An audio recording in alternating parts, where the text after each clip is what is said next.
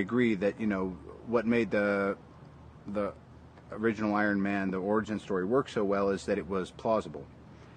And then we had a bunch of fun doing the second one. And this time I feel like, again, speaking of alternate realities, you know, there's a way that that Tony can interact with the Avengers, because he's already had hints that this Nick Fury guy is clearly stringing him along.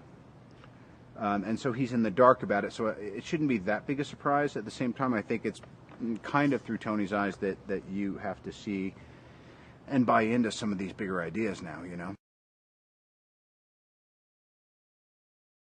I think he's curious, and it's hard for him to ingest what's going on, so he wants to go see it firsthand, but he's still himself. Probably in storytelling, you know, John Campbell mode, he's searching.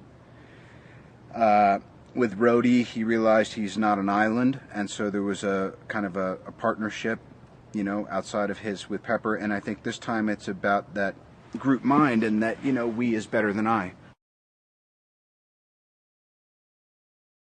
He's a tough guy, and he has generalship, which is what this required, you know.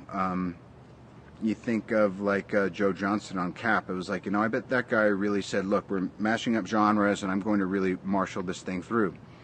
You think about Ken Branagh for Thor. There's no better person that Hemsworth could have had this kind of interaction and tutelage from. And for me, John was a natural fit.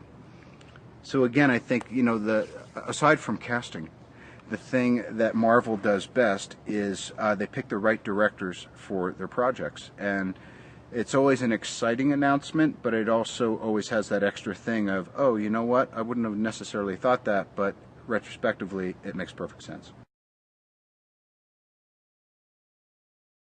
I'd always felt that Mark was the guy to play Bruce Banner, because there's something kind of immensely introspective and affable about the guy that makes that curse or that opportunity or that karma he has, which is not of his doing, but his responsibility to manage some way. He, you know, he's just kind of, and he's just a really kind of funny, quirky guy, but he's a straight shooter, and I think that's probably the most important thing, you know.